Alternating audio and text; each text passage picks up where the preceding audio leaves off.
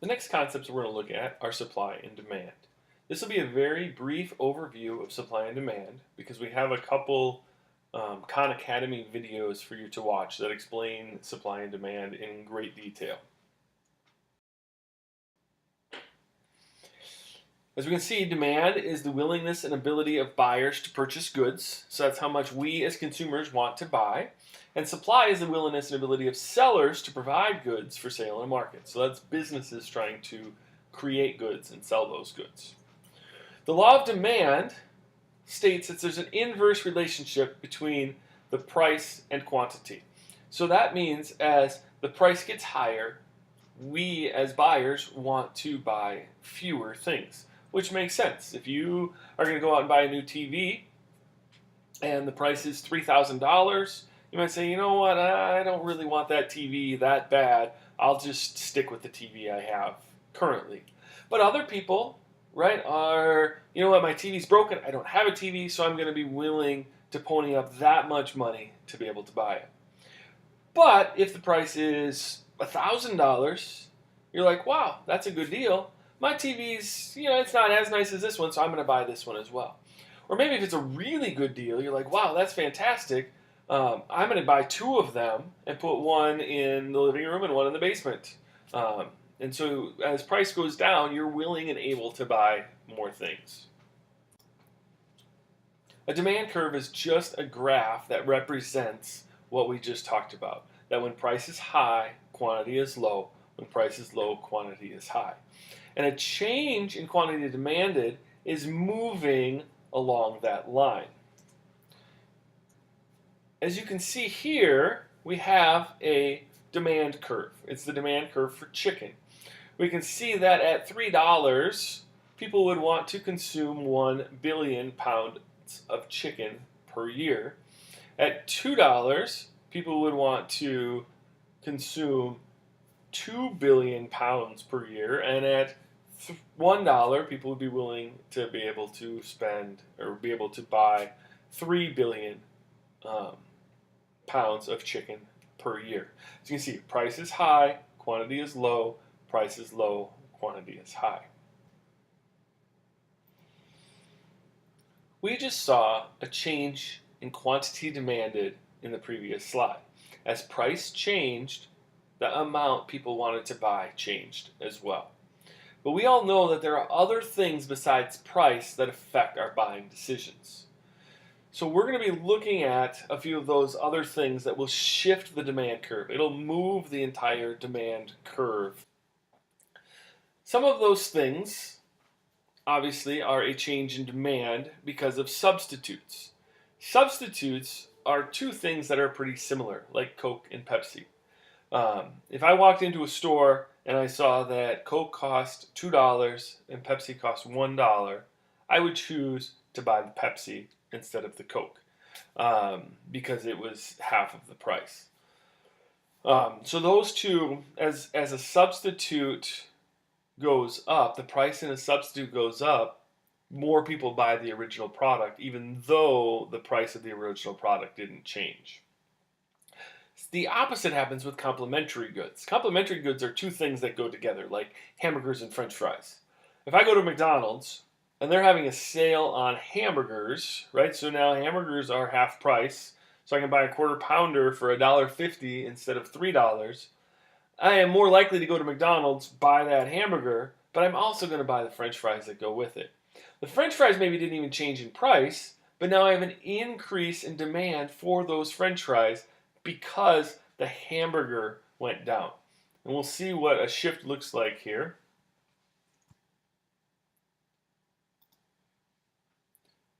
Here's a graph that represents the substitution effect.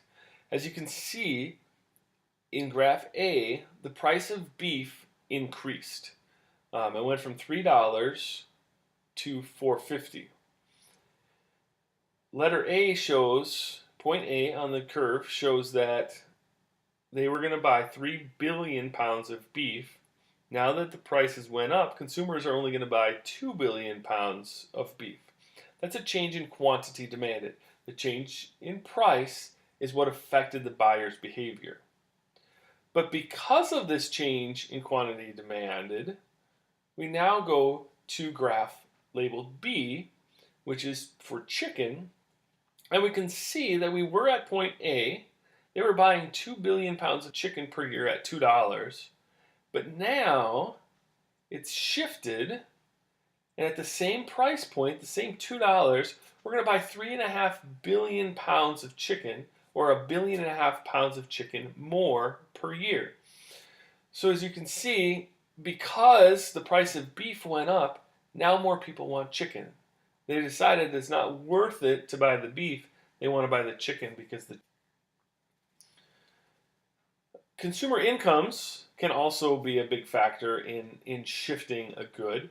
And how it shifts makes a big difference if it's a normal good or an inferior good.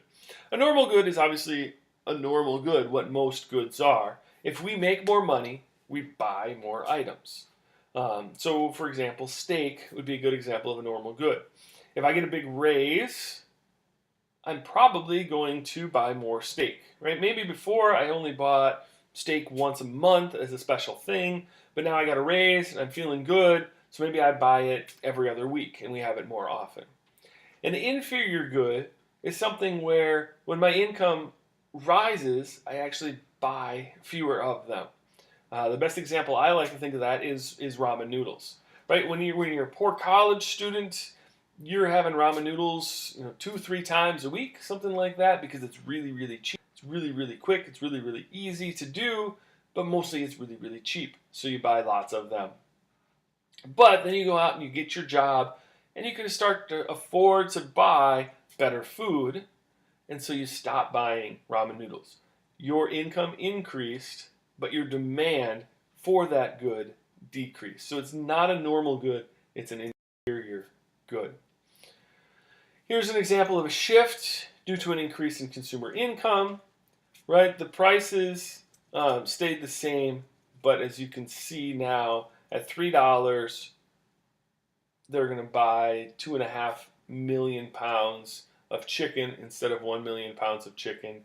Or at $2, we're going to buy 3.5 billion pounds of chicken instead of 2 billion pounds of chicken, because consumers are making more money and they can afford it. Changes in buyers' expectations can also shift demand curves. Right? Maybe it's a change in taste, something that you like.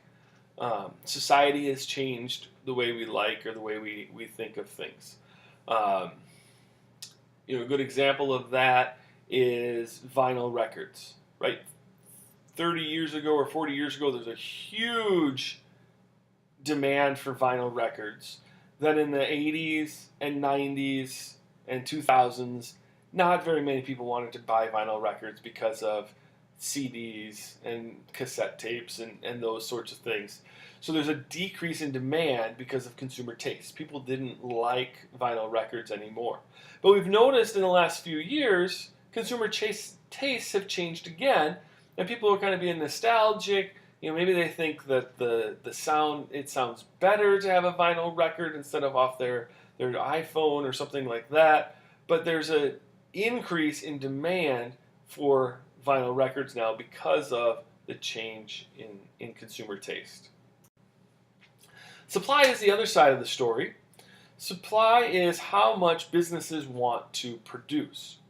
Supply is a positively sloped curve because the more money a business can sell a product at, the more they're willing to risk to make more of that product. So as you can see, here is a supply curve. As the price goes up, so does the quantity supplied. So this again is for chicken. At $2, they would supply 2 billion pounds of chicken per year. As it increases to $3 that they can sell it for, they're going to raise more chickens and they're going to sell them at 3 billion pounds per year. Now this might not be an individual farmer increasing size of his farm, but it might be.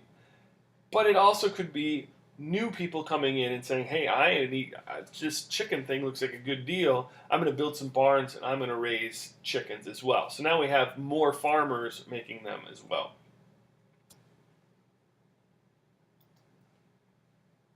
Just like in demand, there's a change of quantity supplied and a change in supply. We just looked at the change in quantity supplied. When price changes, we have a new amount that sellers are willing to produce.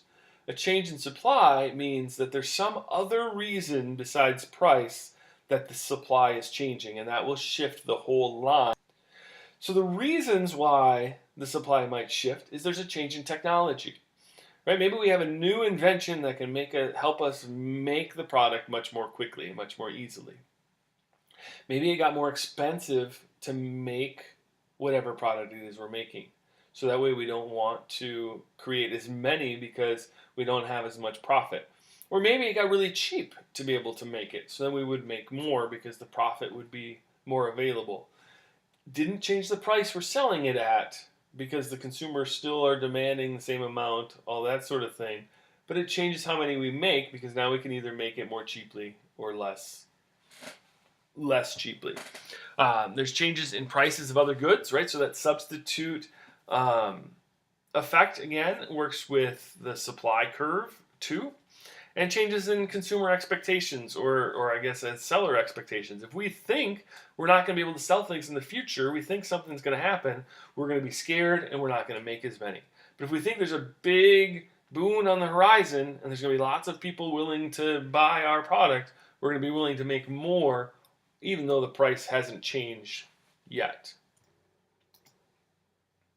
So here's a graph that shows a shift in supply for chicken. As you can see, point A is our straight line, is our first line, S1. At $3 per pound, we would now sell 3 billion pounds of chicken per year, or at least we would produce that much. Now let's say the input costs go down and feed becomes really, really cheap to feed our chickens. Well, we can now produce more chickens at the same price as we did before, so we're going to produce more chickens. What we're going to sell them for, or what we're going to try to sell them for, hasn't changed, but we've now produced 4 billion pounds of chicken per year instead of 3 billion pounds of chicken per year because the feed was cheaper.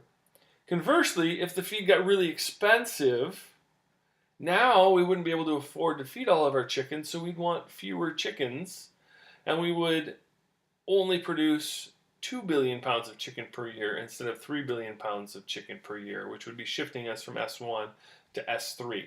And those other factors would do the same thing as we just illustrated.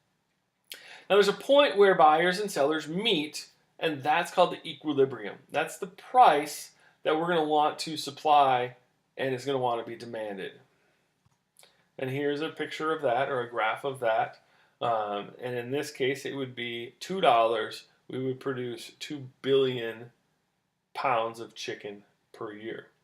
Now, this doesn't always happen. Things happen so that we're not always at equilibrium, right? Sometimes there's a shortage, which means that we're not producing enough chickens to meet the demand, or sometimes there's a surplus so that we have more chickens than what people want.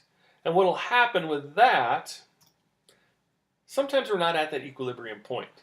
Sometimes there's a thing called a shortage where more is demanded than is being produced. And if more is being demanded than is being produced, some people will be willing to pay more for that product. So as they're willing to pay more for that product, sellers will raise that price, and so eventually the price will come up to equilibrium. The opposite is true. Sometimes we have a surplus, right? Because the price was too high, so sellers made a lot of things and now they can't sell them. So they're going to start to lower prices or decrease output to get buyers to want to buy it. As prices go lower, buyers start buying it. That surplus will disappear and will come back to equilibrium.